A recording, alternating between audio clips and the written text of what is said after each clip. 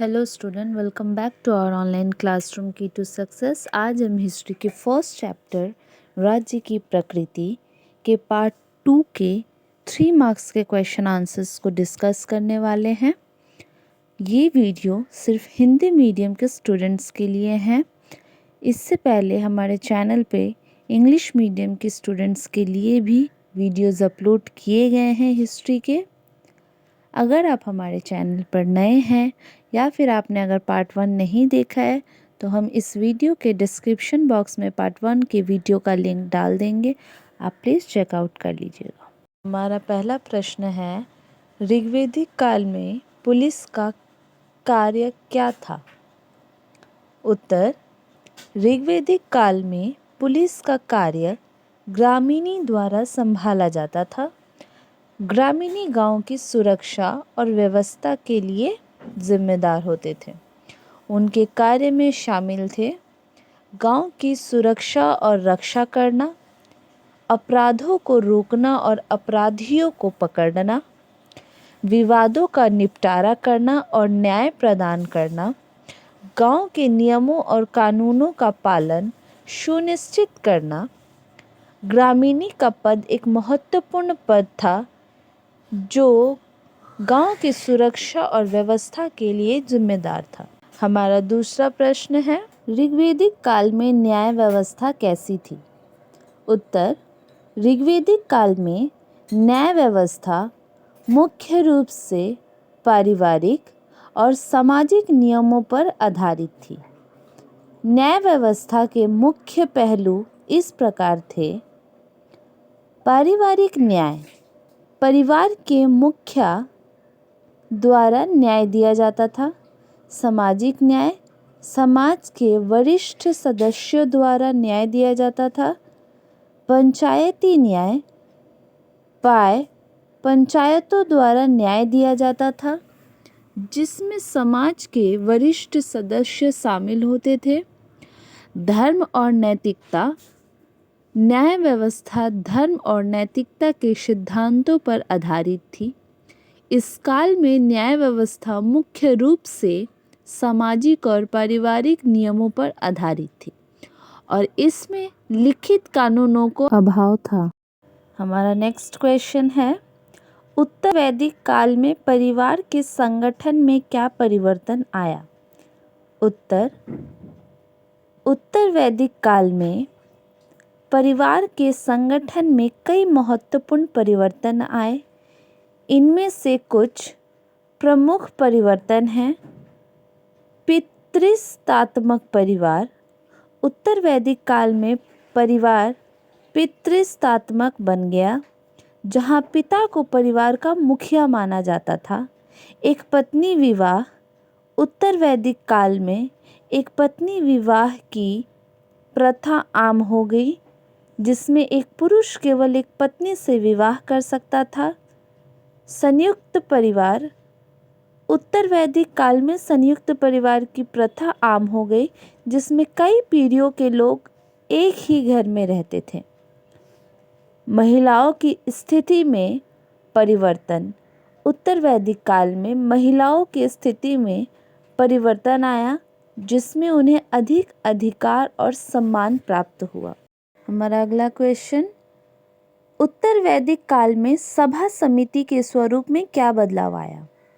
उत्तर वैदिक काल में सभा और समिति के स्वरूप में निम्नलिखित बदलाव आए। पहला, सभा का महत्व कम हो गया और समिति का महत्व बढ़ गया। दूसरा, समिति में केवल कुलीन और अमीर लोगों को ही जगह मिली। तीसरा, सभा और समिति के कार्यों में विभाजन हो गया। हमारा अगला प्रश्न है, कौटिल्य के अनुसार सप्तांग सिद्धांत में कौन कौन आते थे? उत्तर के अनुसार सप्तांग सिद्धांत में कित 7 अंग आते थे, जिसमें पहला राजा, स्वामी, दूसरा अमात्य मंत्री, तीसरा जनपद प्रजा, चौथा कोष राजकोष, पांचवा दंड न्याय प्रणाली, छठा दुर्ग किला या सुरक्षा प्रणाली। सातवां मित्र राज्य का गठबंधन।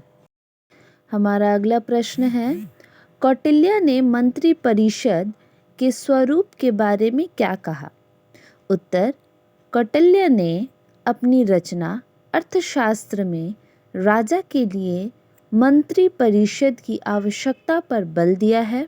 उनकी मान्यता थी कि राजा एक रथ है, जैसे रथ एक पहिए से नहीं चल सकता, उसी प्रकार मंत्रियों की सहायता के बिना अकेला राजा राज्य का संचालन नहीं कर सकता। हमारा अगला प्रश्न है, मौर्य प्रशासन में न्याय व्यवस्था की भूमिका का वर्णन करो। उत्तर, मौर्य प्रशासन में न्याय व्यवस्था की भूमिका बहुत महत्वपूर्ण थी। यहाँ कुछ मुख्य बातें हैं। पहला, न्यायपालिका की संरचना, जिसमें मौर्य प्रशासन में न्यायपालिका की एक सुसंगठित संरचना थी। इसमें धार्मिक न्यायाधीश, राजकीय न्यायाधीश और स्थानीय न्यायाधीश शामिल थे। दूसरा, न्याय में सिद्धांत। मौर्य प्रशासन में न्याय के सिद्धांत धर्मशास्त्रों और राजकीय नियमों पर आधारित थे। न्यायाधीशों को न्याय देने में निष्पक्षता और न्याय का पालन करना होता था। तीसरा, अपराध और दंड।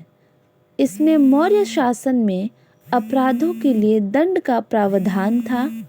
दंड का उद्देश्य अपराधी को दंडित करना या समाज में शांति बनाए रखना था। हमारा अगला प्रश्न, मौर्य प्रशासन के गुप्तचर विभाग के कार्यों का उल्लेख करो। उत्तर, मौर्य प्रशासन के गुप्तचर विभाग के कार्यों में शामिल थे राज्य की सुरक्षा और गोपनीयता की देखभाल करना। दूसरा, विदेशी और घरेलू दोनों प्रकार के खतरों की जानकारी इकट्ठा करना। तीसरा, राज्य के भीतर और बाहर की गतिविधियों पर नज़र रखना। चौथा, राजा को सलाह देना और उनकी सुरक्षा के लिए काम करना। पांचवा, अपराधों का पता लगाना और उनके खिलाफ कार्यवाही करना। छठा, राज्य के नागरिकों की शिकायतों का निपटारा करना। सातवां, ये कार्य मौर्य प्रशासन के गुप्तचर विभाग द्वारा संचालित किए जाते थे।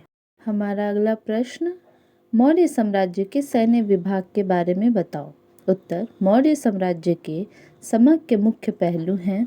पहला, सेनापति। सेनापति सैन्य विभाग का मुखिया था।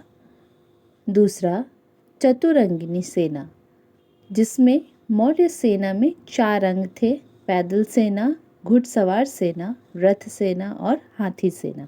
तीसरा, सैनिकों का वर्गीकरण। इसमें सैनिकों को उनकी योग्यता और अनुभव के आधार पर वर्गीकृत किया जाता था। चौथा, सैन्य प्रशिक्षण।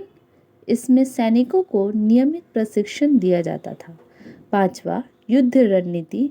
इसमें मौर्य सेना की युद्ध रणनीति में गुप्तचरों का उपयोग, दुश्मनों की कमजोरियों का पता लगाना और अचानक हमला करना शामिल था। हमारा अगला प्रश्न, दिल्ली सल्तनत काल में उलेमा का कार्य क्या था?